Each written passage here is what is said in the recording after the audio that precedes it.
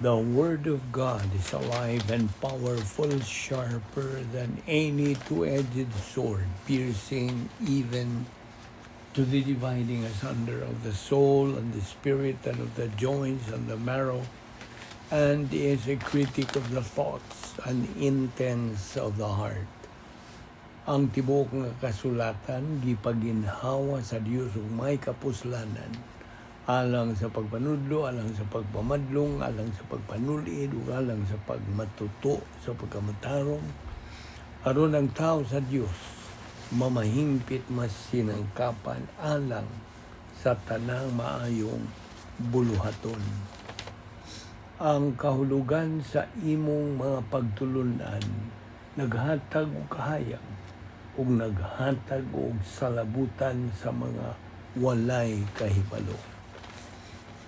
Maayong adlaw sa tanan natong mga subscribers, followers, viewers, fellow believers, o kaninyo nga bago pa. We welcome you sa atong adlaw-adlaw nga pagtuon sa balang pulong sa Dios ubos sa Ficwal Bidu Evangelistic Ministry. O karong adlaw doon na sa telain nga pagtulunan nga atong pagtunan o pagduputan. For the next few weeks kining atong pagtutok niini. Og ang atong uluhan mao ang sa in English, Great Power Experiment. Kung atong kining binisayon, ang pag-eksperimento o pagsuway sa dako nga gahom. Okay? So wailangan for you believer na sayo na kung sa imong buhaton aron ikaw mahibalik sa imong pakigamitay sa Dios o mapunanaw sa bikaw sa Espiritu Santo aron ikaw maandam sa atong pagtuon sa balang pulong sa Dios o alang kanimo dili pa magtutuo una pa nimo kining pagsulay sa salmot ng atong Bible study. Giabi-abi ikaw nga ana ay gingon kapag auhag pagdapit sa Dios kanimo. Tumuo ka kang Ginoong Hesus ug ikaw maluwas. Mga Buhat Kapitulo 16 versikulo 31. Okay. The Great Power Experiment. Una sa tanan. Sa dili pa kita musod yun sa pagtuki mahin ini mong doktrina. Mangutan na sa nimo. May I ask you this question? Unsa may but pa sa butog? Experiment. Okay? Well, experiment.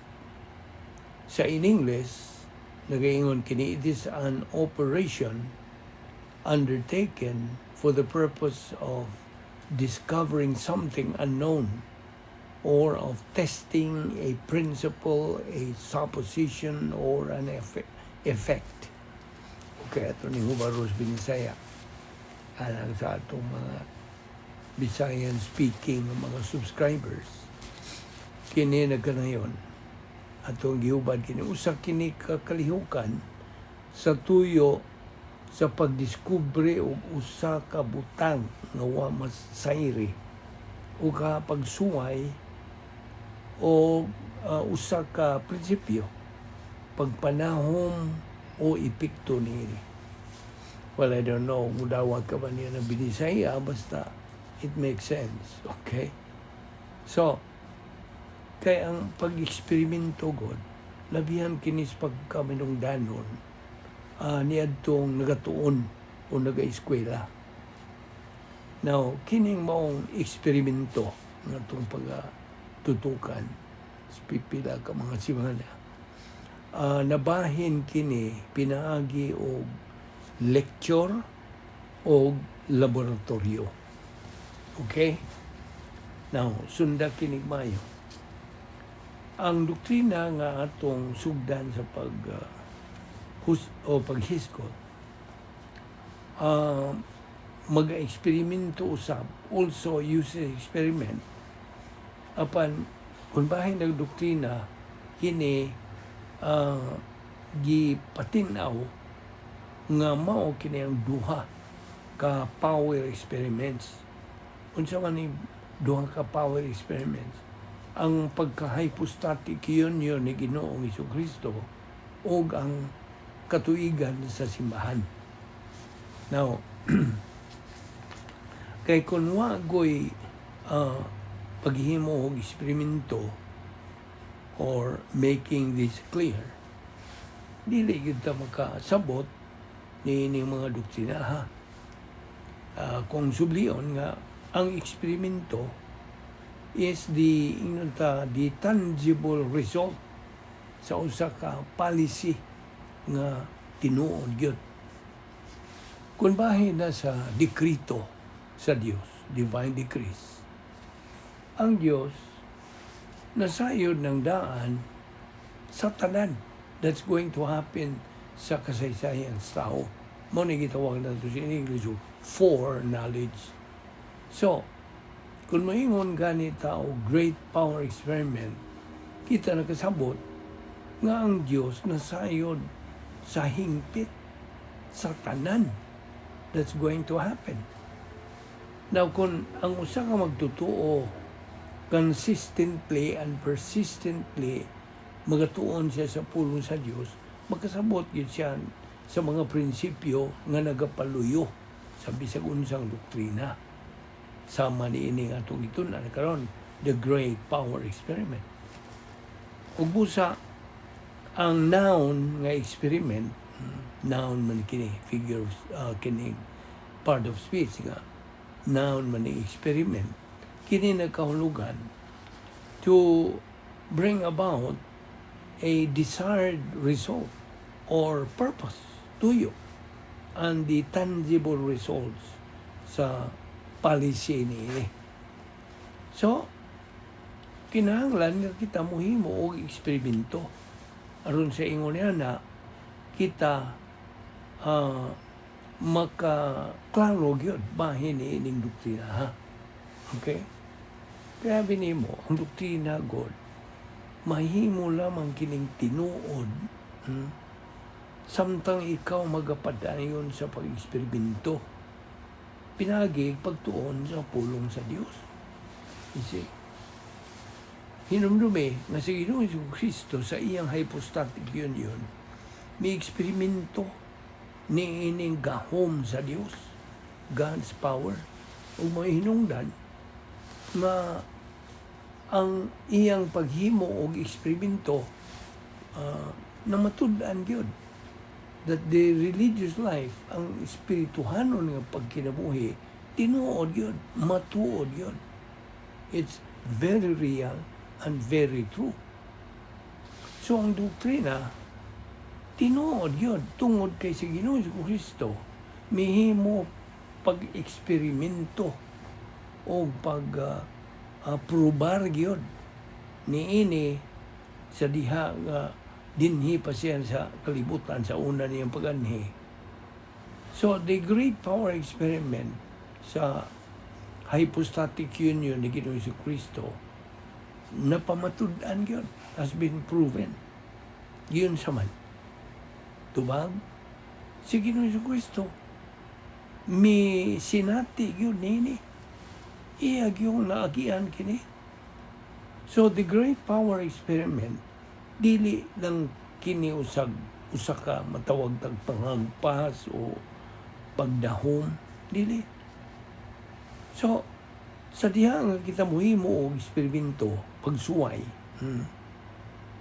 when we experiment something, nang hinahanglan kita og gahom, power in the following: hypostatic union ni Ginoong Jesucristo o ang katuigan sa simbahan. Ang gahom God, we mean mao kini ang paagi aron ato gyud nga maangkon kini maong gahom. Sayod kapag sa ibot na kung pasawat, do you know what I mean?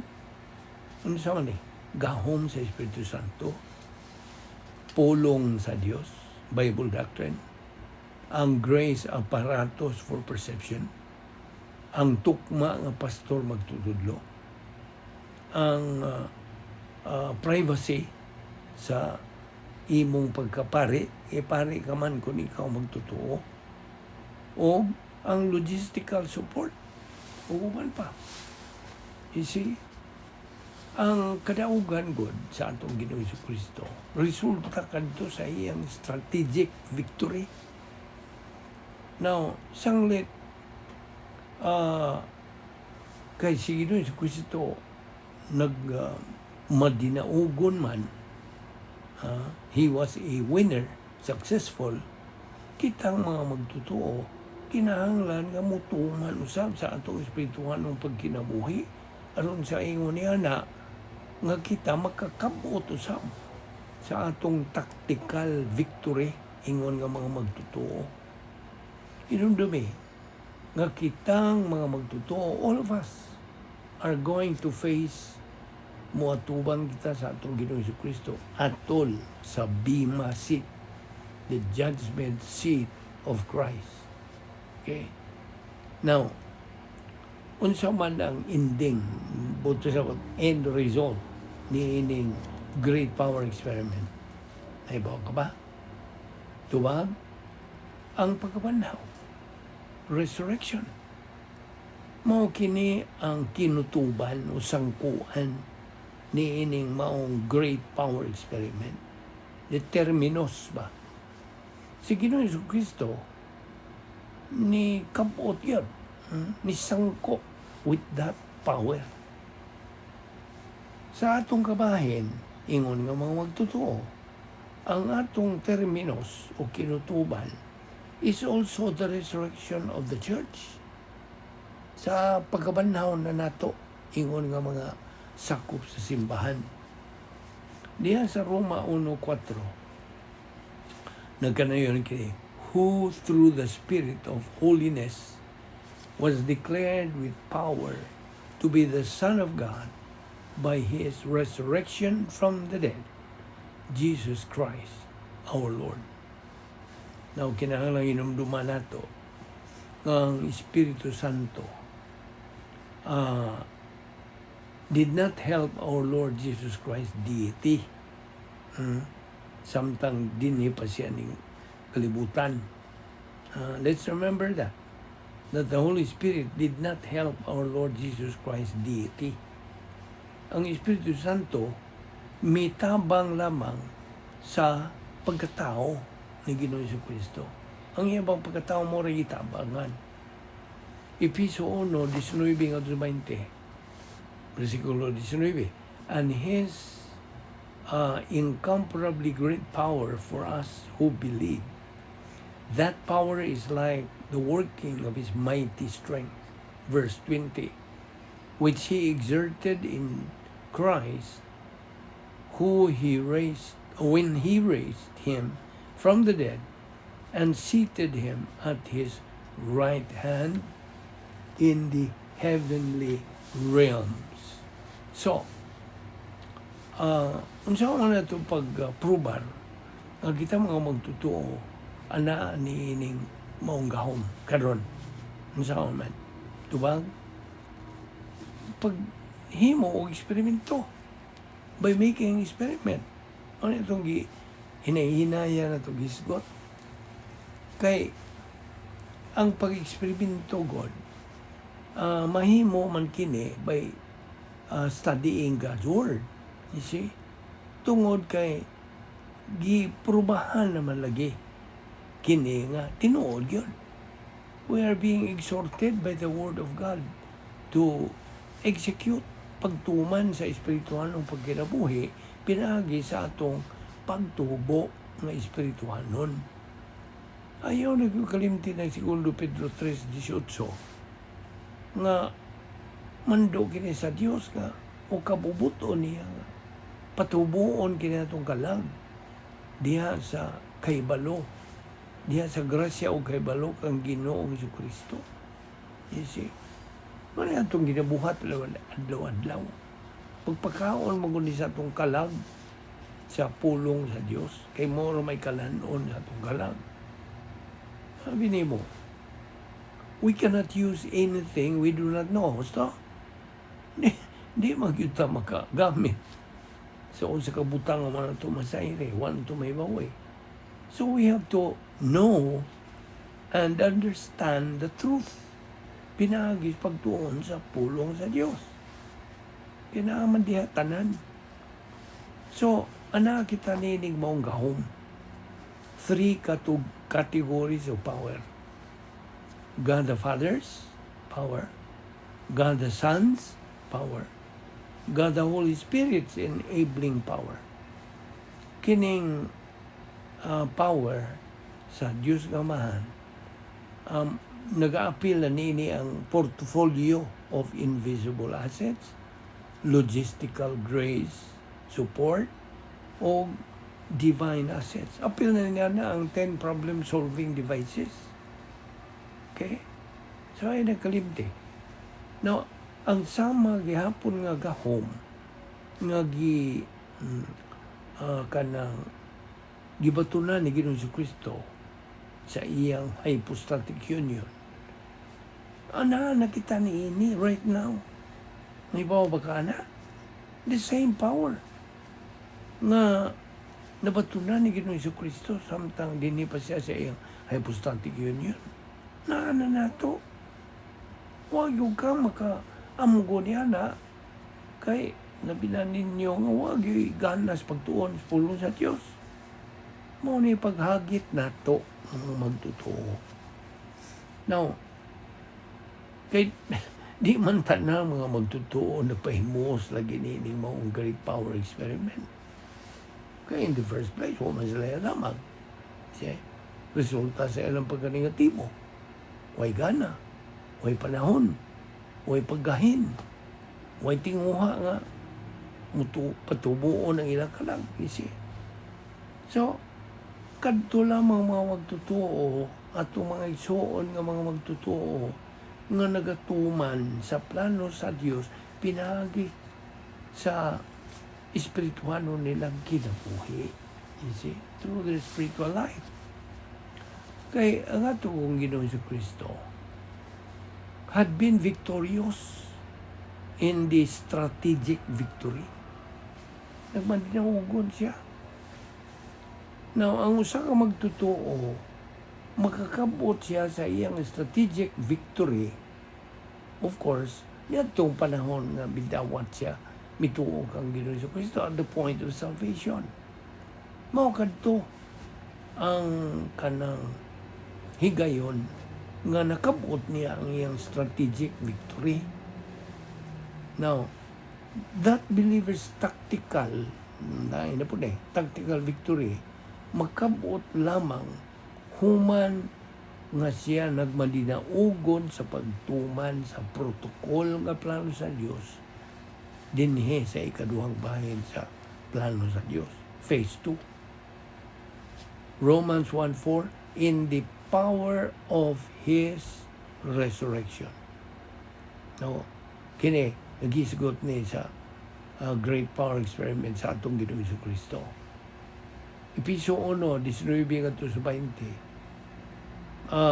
Nagisgot kini sa great power experiment sa katuigan sa simbahan, church age. Now, the divine omnipotence of the Godhead, di ba nini? God the Father's power, God the Son's power, o God the Holy Spirit's power. These very powers do bring about the desired result sa atong espirituhanong kinabuhi. You see? Mao ni tuod na to ba? Magtabang na to sa pagsibog na to sa unahan sa atong pagtuman sa atong espirituhanong pagkinabuhi. Kaya ang espirituhanong kinabuhi, every moment of every day ni, moment by moment, God.